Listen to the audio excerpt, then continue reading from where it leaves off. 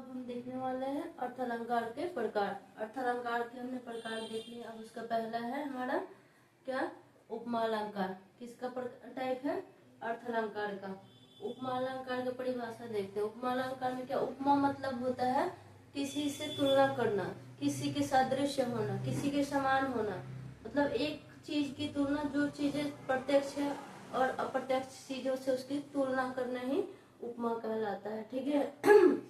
जैसे यहाँ पे डिफिनेशन है, जहाँ किसी प्रस्तुत वस्तु यानी प्रस्तुत को हम क्या बोल सकते हैं, उपमेय बोलते हैं।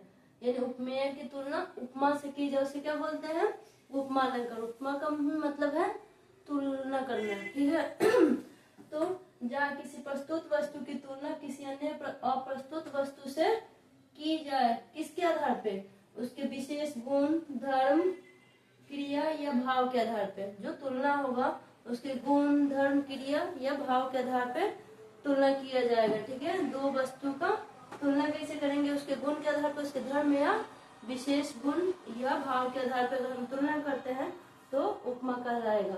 अब उपमा के 4 घटक है। कौन कौन है? उपमा अलंकार के 4 घटक कौन कौन है? पहला है उपमेय, जिसको प्रस्तुत बोलते हैं। ठीक है, प्रस्तुत बोले या उपमा बोले। दूसरा है उपमान, मतलब अप्रस्तुत। तीसरा है समान धर्म यानी गुण। ठीक है। चौथा है सदृश्यवाचक शब्द, मतलब उसके जैसा, सादृश्य, तुलना जिसे किया जाए तो वैसा शब्द। ठीक है। तो ये चारों उपमा के घटक हैं। अब उपमेय किसको बोलेंगे, जिसकी उपमा दी जाए उसे उपमेय कहेंगे। जिसकी उपमा दी जाए उसे उपमेय कहेंगे। और जिससे उपमा दी जाए उसे उपमान कहेंगे। जिसकी, यहाँ क्या है, जिसकी, और यह है जिससे। जिसकी उपमा की जाए उसे उपमेय या प्रस्तुत कहेंगे। उपमान या अप्रस्तुत किसको कहेंगे, जिससे उपमा दी जाए। ठीक है। यानी जिससे तुलना किया जाए वो उपमान होता है, और जिसकी तुलना की जाए उसे उपमेय बोलते हैं। समान गुण या समान धर्म। उपमेय और उपमान में पाया जाने वाला उभयनिष्ठ गुण, उसी को क्या बोलेंगे, जो उपमेय और उपमान के बीच में जो कॉमन क्वालिटी देखने को मिलेगा, यानी समान गुण देखने को मिलेगा, उसी को उभयनिष्ठ गुण या क्या कहेंगे, समान गुण धर्म बोलेंगे। ठीक है। इसके बीच में, उपमा और उपमेय के बीच में जो कॉमन गुण देखने को मिलेगा उसी को क्या बोलेंगे, समान धर्म। चौथा है हमारा सादृश्यवाचक शब्द। उपमेय व उपमा की क्षमता बताने वाले शब्द, जैसे हो गया सा, ऐसा, जैसा, जो, सादृश्य, समान आदि। ये सारे चीज को सादृश्यवाचक शब्द कहते हैं। जैसे क्या बोलता है, चंद्र सा मुख, यानी चांद के समान उसका मुंह है। ठीक है। तो उसकी उपमा तुलना किससे की जा रही है, चांद से, उसकी मुख की, यानी उसकी मुख की सुंदरता चांद से की जा रही है। तो ये सारे शब्द, मतलब कहने का मतलब उपमा अलंकार पहचानने के लिए या उसकी पहचान के लिए ये वर्ड काफी है। जहां भी ये दिखे, सा, ऐसा, जैसा, ज्यों, सदृश्य, समान आदि, ये सारे वर्ड दिखे तो हम क्या मान लेंगे कि वो उपमा अलंकार है। यानी वो कहीं ना कहीं एक दूसरे से तुलना किया जा रहा है। एग्जाम्पल के लिए हमने क्या देखा कि चंद्र सा मुख, यानी चंद्र के जैसा उसका मुंह, तो चंद्र के समान उसकी सुंदर सा मुंह। ठीक है। तो हम उसके चांद से उसके मुंह का, मुखड़ा का तुलना कर रहे हैं। यानी इसमें क्या देखने को मिला, उपमा अलंकार। अब हम देखने वाले उपमा अलंकार के प्रकार। 2 प्रकार होते हैं, इसको हम देखने वाले हैं। ठीक है। एक है पूर्ण उपमा अलंकार और दूसरा है लुप्त उपमा। पूर्ण उपमा अलंकार होगा जिसमें उपमा के चारों अंग, ये वाला उपमेय, उपमान, समान गुण, सदृश्यवाचक शब्द, ये चारों जिसमें मौजूद होगा उसको बोलेंगे पूर्ण उपमा, यानी पूर्ण प्लस उपमा। ठीक है। वो हो जाएगा उपमा अलंकार के प्रकार, पूर्ण उपमा अलंकार। पूर्ण उपमा को हम तोड़ते हैं तो संधि विच्छेद करके देखते हैं, पूर्ण प्लस उपमा, पूर्ण उपमा अलंकार। तो पूर्ण उपमा अलंकार में क्या देखेंगे कि उसमें ये चारों उपमा अलंकार के अंतर्गत जो 4 घटक हैं ये मौजूद रहेंगे, हो जाएगा पूर्ण उपमा अलंकार। और लुप्त उपमा में क्या होएगा, गायब रहेंगे ये चीजें, तो उसे हम बोलेंगे लुप्त उपमा अलंकार। लुप्त उपमा यानी लुप्त प्लस उपमा। लुप्त मतलब ही होता है गायब होना। ठीक है। तो ये उपमा अलंकार के 2 प्रकार में देखने को मिलेंगे। कौन कौन सा, पूर्ण उपमा और लुप्त उपमा। ठीक है। और ये जो है उपमा और ये अर्थालंकार का प्रकार है। अर्थालंकार का भेद देख, ये है उपमा।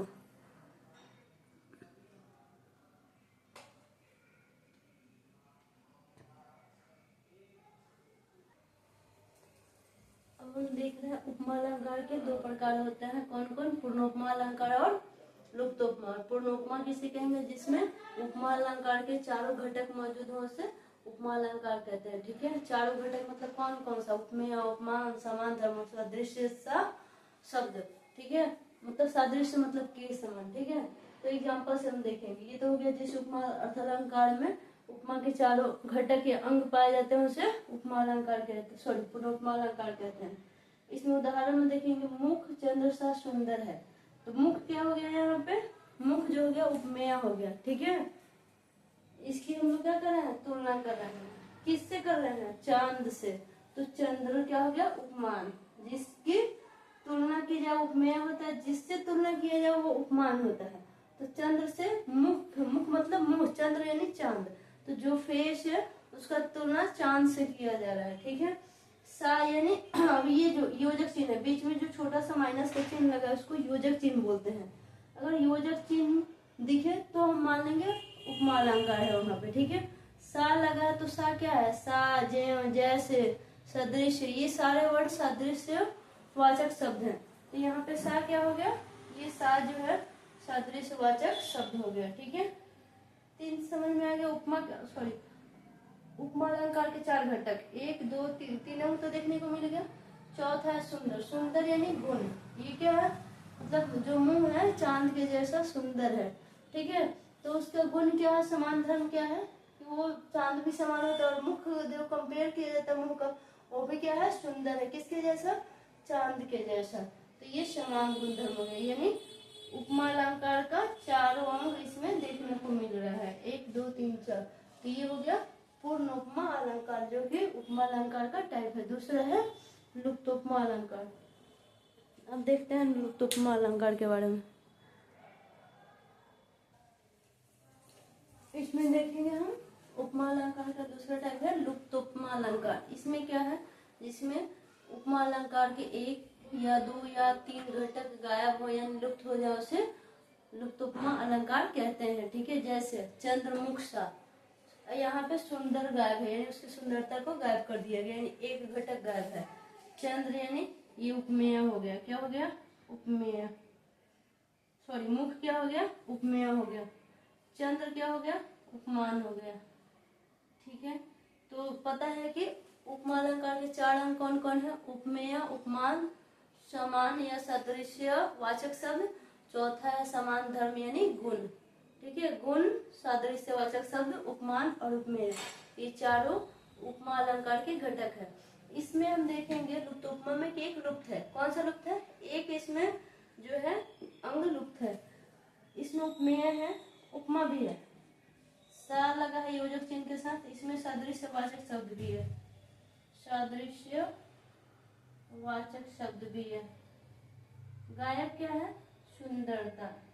ठीक है, पूर्णोपमा में क्या था? सुंदर भी था कि चंद्र जो मुख है चंद्र सा सुंदर है, तो उसमें सुंदर भी था यानी गुण भी था, और इसमें गुण गायब है। ठीक है, यानी सुंदरता क्या है? गुण है, उसका लोप है इसमें। ठीक है, यानी उपमा अलंकार के एक घटक इसमें से गायब है, चारों नहीं है। जिसमें चारों मौजूद हो वो पूर्णोपमा अलंकार, और जिसमें 1 या 2 या 3 गायब हो वो लुप्तोपमा। तो लुप्तोपमा में 1 2 3 तो है, उपमा अलंकार के 3 घटक है, चौथा गायब है। ठीक है, आई होप उपमा अलंकार क्लियर हुआ, और उसके 2 प्रकार कौन कौन थे?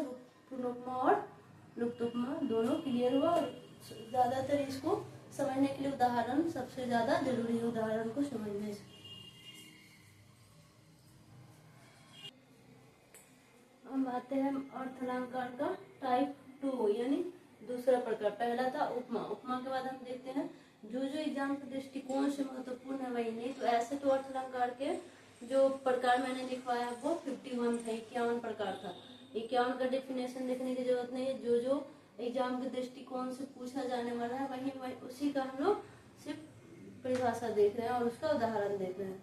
तो हमने अभी देखा उपमा अलंकार। उपमा अलंकार के बाद देख रहे हैं प्रतीक अलंकार। तो प्रतीक अर्थ अलंकार, अर्थ अलंकार इसलिए मैंने लिखा है क्योंकि ये अर्थ अलंकार का ही टाइप है, उपमा और ये प्रतीक। ठीक है, तो अर्थ अलंकार का दूसरा टाइप क्या था, प्रतीक अर्थ अलंकार। प्रतीक अर्थ अलंकार किसे कहते हैं, उपमा के उल्टा को क्या कहते हैं, उपमा का जस्ट उल्टा। ठीक है, उसे प्रतीक अलंकार कहते हैं। जैसे उसमें एग्जाम्पल में क्या था, चंद्र मुख सा है, सॉरी मुख जो है चांद जैसा है, और इसमें चांद को मुख जैसा बोला गया है, मुख सा चंद्र यानी मुंह जैसा चांद। ठीक है, और उसमें क्या कहा गया था कि जो मुख है चांद जैसा है। ठीक है, चंद्र सा मुख और इसमें है मुख सा चंद्र, जस्ट अपोजिट है किसके, उपमा अलंकार के जस्ट अपोजिट कौन है, प्रतीक अलंकार। ठीक है, अब आते हैं उपमेय उपमा अलंकार। उपमेय उपमा, ठीक है, उपमेय प्लस उपमा, उपमा इसको तो संधि विच्छेद करेंगे तो उपमेय प्लस उपमा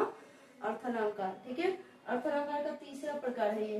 तो प्रतीक अलंकार और उपमा अलंकार दोनों को अगर परिभाषा एक साथ कर देते हैं तो ये बन जाएगा उपमेय उपमा अलंकार। ठीक है, इसमें उदाहरण मुख सा चंद्र, ठीक है, और चंद्र सम्मुख। तो मुख सा चंद्र ये उपमा अलंकार है और चंद्र सम्मुख ये है प्रतीक अलंकार।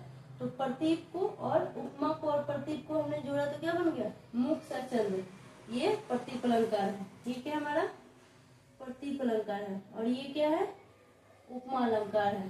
प्रतीक और उपमा दोनों को जो मिक्सर से, दोनों के कॉम्बिनेशन से क्या बन रहा है हमारा, उपमेय उपमा अलंकार।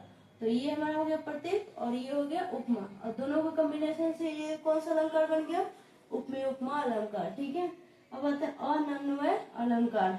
ठीक है, एक ही वस्तु को उपमेय उपमान दोनों कहना, कोई भी वस्तु उसी को उपमा भी मान लेंगे उपमान भी मान लेंगे। ठीक है, यानी उससे तुलना भी कर दिया जाएगा और उसी को उसके बारे में भी कहा जाएगा। तो अर्थात जब उपमेय की क्षमता देने के लिए कोई उपमान नहीं होता, ठीक है, अब उपमेय की तुलना करने के लिए उपमान नहीं होगा तो उसी वस्तु को मान लिया जाएगा कि वही उपमान है और वही उपमा है, तो उसी को क्या बोलते हैं, अनन्वय अर्थ अलंकार। ठीक है, उपमेय की क्षमता देने के लिए कोई उपमान नहीं होता और कहा जाता है कि उसके समान वही है, उसे अनन्वय अर्थ अलंकार कहते हैं। एग्जाम्पल में मुख, मुख ही सा है, यानी मुख यानी मुंह का मुख का जो तुलना किया गया है वो यहाँ चांद से नहीं किया गया है। मुख को जो मुंह है वो मुंह जैसा ही है, यहाँ चांद से मुख का कंपेयर नहीं किया गया है। ठीक है, राम से राम यानी राम जैसे ही राम है, सिया से सिया मतलब सीता जैसे, सीता माता जैसे ही सीता माता है, उनका कंपेयर किसी और स्त्री से या राम पुरुषोत्तम राम जो है राम जी हैं इनका तुलना किसी पुरुष से नहीं किया गया है, यानी उन्हीं को उपमा और उपमान दोनों माना गया है। तो ऐसे अलंकार को अनन्वय अर्थ अलंकार कहते हैं। ठीक है, जिसमें उपमा को उपमान मान लीजिए, उपमान को उपमा। ठीक है, तो ऐसे को हम बोलेंगे अनन्वय अलंकार। अब तक हमने कितने का परिभाषा देखा, उपमा अलंकार, दूसरा था प्रतीक का, तीसरा उपमेय उपमा, चौथा अनन्वय। ये जो है एग्जाम के दृष्टिकोण से महत्वपूर्ण है, इसीलिए ये इन सबका परिभाषा उदाहरण मैंने इस वीडियो में करवाया है। आई होप आप लोग को यहाँ तक समझ में आया होगा। अर्थ अलंकार के 4 प्रकार हमने करवाया और उसका डिफिनेशन के साथ उसका एग्जाम्पल भी देखा।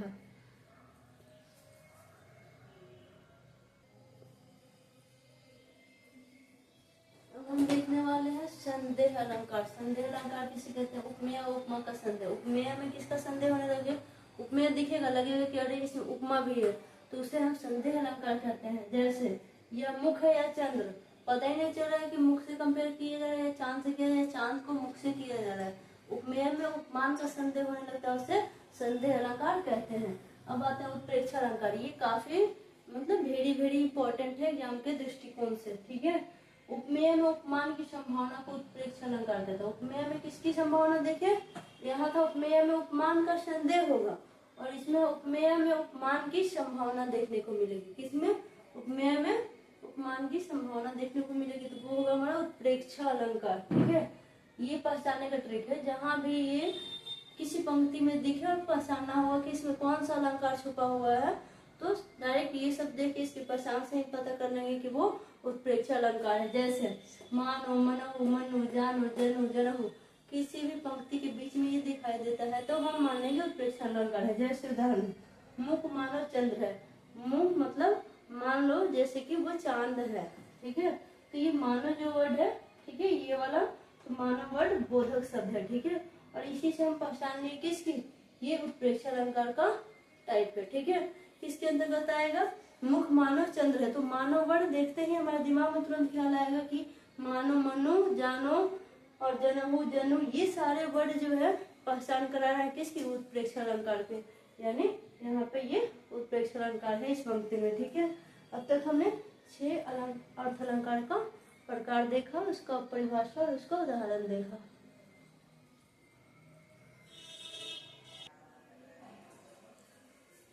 अब हम देखने वाले हैं रूपक अलंकार किसे कहते हैं। उपमेय में उपमान का रूप होगा निषेध रहित, यानी जिसमें मनाही नहीं हो, ना नहीं लगा हो, उसे बोलेंगे रूपक अलंकार।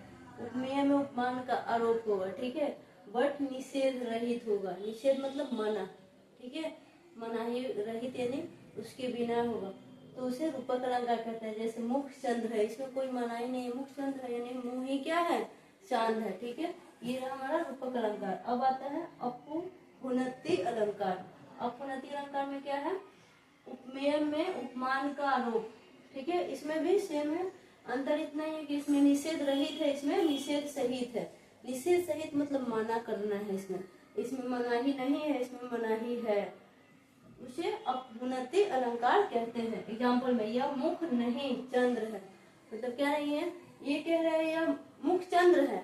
ठीक है, यानी निषेध रहित है। उपमेय में उपमा का अलंकार, यानी मुख उपमेय है और चंद्र क्या है, उपमान है, तो इसमें कोई बीच में बाधा वाधा नहीं है, निषेध रहित है। ठीक है, और इसमें क्या है, यह मुख नहीं, यानी ये जो मुंह नहीं है और ये चांद है। ठीक है, यानी उपमेय में उपमान का आरोप लगाया गया बट निषेध सहित, यानी ना ही कह के। ठीक है, आता है आगे अतिशयोक्ति अलंकार।